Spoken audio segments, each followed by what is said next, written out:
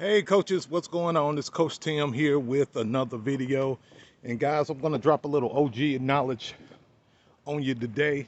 Hopefully I can help you guys just really while you're implementing, your plays and getting your team together, recruiting your players, your coaches, all of that. I want to save you guys, some possible headaches that you may run into this season and may save you some time. So guys, with that being said, before I get into it, do me a solid, like and subscribe to my channel, guys. You'll be doing me a solid. Also, don't forget to get my free Beast Formation playbook. The details on how to get that is in the description below. All right, guys, so, and bear with me, guys, because I'm walking.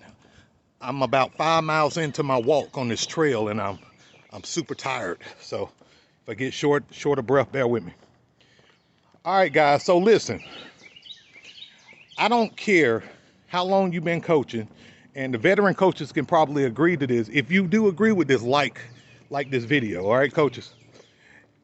I've been coaching for 13 years, and every year I've coached, I've always had one Judas in the group, one Judas. And for those who, don't follow biblical history, Judas was the disciple that betrayed Jesus. So Judas was that person. Even though Jesus knew he was going to betray him, Judas, was the person. Judas was the person that was going to betray Jesus. Jesus knew it, and he eventually betrayed Jesus, right? So in your program, each year, you're going to have a Judas in your group. And usually the Judas is going to be either a volunteer, one of your assistant coaches, one of your players, or one of your league administrators. All right? It's going to be one person or more in those 4 categories. All right, guys? I've had them in every single category. So, So if you've been coaching as long as I have, you'll probably run into a Judas in every category. So the biggest one I'm going to talk about in this video, guys, is your assistant coaches. All right, guys, because usually your assistant coaches are the closest to you. They're the ones who really you talk to about your philosophy, and they got to buy into what you're doing.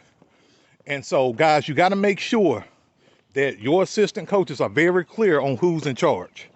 If you're the head coach, no matter what your style is, you may be the type of coach that will delegate the offense to an offensive coordinator, delegate the defense to a defensive coordinator, have a fitness and conditioning coach, have a special team coach. That's cool. That's fine. Nothing wrong with that. But if you do that, it has to be very clear that they know their place and that they don't try to tell you what to do as the head coach. Because many a times what happens is, I hate to say it like this, but a lot of these guys, and a lot of us coaches, we do have egos. I can admit that, but a lot of your assistant coaches have egos. And if you're not having a very good season or a good season, in my experience, they feel like they can do it a little bit better. And many a times they're getting upset for the simple fact,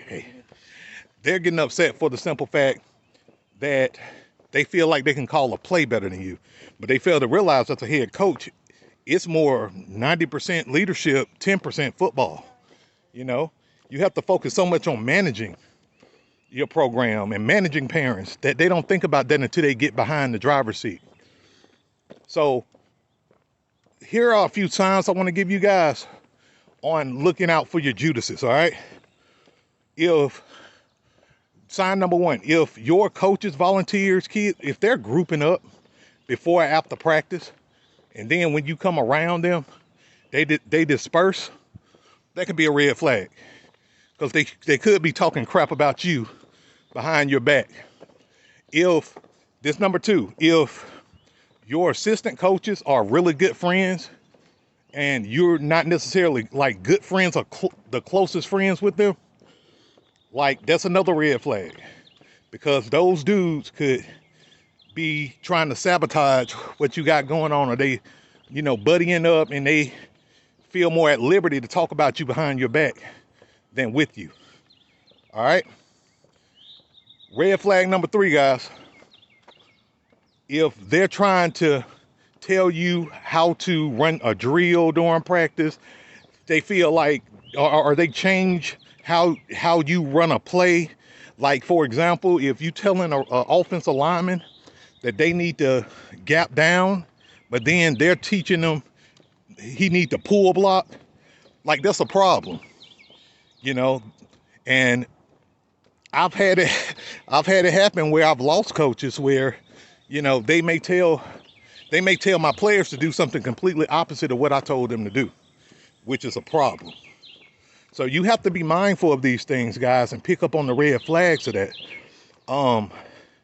The way I deal with that situation is I attack it like head first, guys. I attack it so fast because I'd rather catch it while, it's a small flame, opposed to it being, this huge fire, and now everybody sees it's a problem. Everybody see you guys bumping heads during the game or at practice. No, catch it while you see it as a little small burning, flame or whatever. Because once you attack that issue, you can put it out fast. And then they can either decide to stay and fall in line with what you got going on, or they can leave, and it just is what it is. You have to have it is what it is attitude, when it comes down to leading your program and building culture. It doesn't necessarily mean you have to be an asshole. Sometimes you have to be, but they need to know very definitively where you stand, all right? And before I end this video, I want to hit on the kids real quick, the players. Because from time to time, you will get players who are trying to sabotage your program. And I'm going to be honest, a lot of these, the players, the kids you have, if they're trying to sabotage the program, I would say 9 times out of 10, it's fueled through the parents. They heard something that the parents said, like the parents was talking about you at their house, and they heard something and it got toxic. Because, there's a lot of kids you may get that may come from broken house homes or single parent house homes, or even where there is, 2 parents in the house or guardians in the house. If they're hearing the parents talk crap, or if their environment is toxic, that's all they know.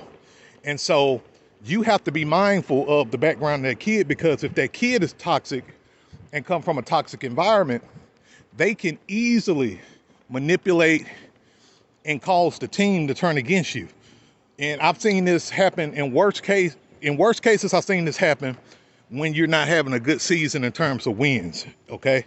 When you start losing games and then negativity start to cycle around through the parents and the coaches and the volunteers and all of that BS, and everybody want to point the finger at somebody, that's when usually things start to get, tough, and then you begin to really see who got your back and who doesn't have your back. That's when all the Judases, kind of start popping up. So you want to make sure that you're always careful when it comes down to that kind of stuff. Hey, how you doing? And it's just, guys, I can't tell you enough. One of the quickest ways to shipwreck your season, sidetrack your season, is to have drama in your program. You want to go ahead and attack the drama as fast as you can. You want to know who the Judas is in your program, guys. And when you know who they are, you don't have to necessarily say anything to them until they start that snake start to peep their head. And then once they peep their head, you can go ahead and address the issue. And usually 1 or 2 things happen. They either fall in line, even they still may be, talking crap and doing what they do, but they either going to fall in line or they're going to eventually leave your program. And, for me, to be honest with you guys, I'd rather for them to leave the program than to stay. Because, usually I don't like feeling that negative energy around me, and I don't want it around my kids, because it really screws with the culture. You feel me? So that's it, guys. If you got value out of this, please hit that like button and subscribe to my channel. Also, if you had any experiences, guys, I want to read them. I want to know. Put an experience in the comments box, guys. I want to read your experiences, guys, and let's chop it up. Let's talk about it. And also, guys, again, don't forget to get my free Beast Formation playbook, guys. The details in the description box. And tell me what you think about the playbook. All right, guys. So again, this Coach Tim coming at you with another video. And remember, guys, do not allow these people to take over your program. There's always a Judas somewhere. You may not see him right now, okay? You may not see the Judas right now, but I guarantee you got a Judas somewhere. Usually, I would say between the parents and your assistant coaches, that's where most of them are, okay? Your parents or your assistant coaches, that's where they are. And also be careful when outsiders like coaches or volunteers from other programs come to link up with your program. That's another red flag. You better vet the crap out of those guys, because usually either they didn't like something about the program, or they was somebody who was toxic in that program and they decided to leave. So they're bringing their toxic behind to your program. See what I'm saying? So make sure that you're able to identify your Judas, and as soon as you sniff a problem, attack that problem. But before a problem even happens, be very clear on your standards, your guidelines, and what you won't tolerate, because usually that will filter them out 9 times to not. All right, guys, this is Coach Tim with another video. Remember, be great, have fun, and beast out. Peace.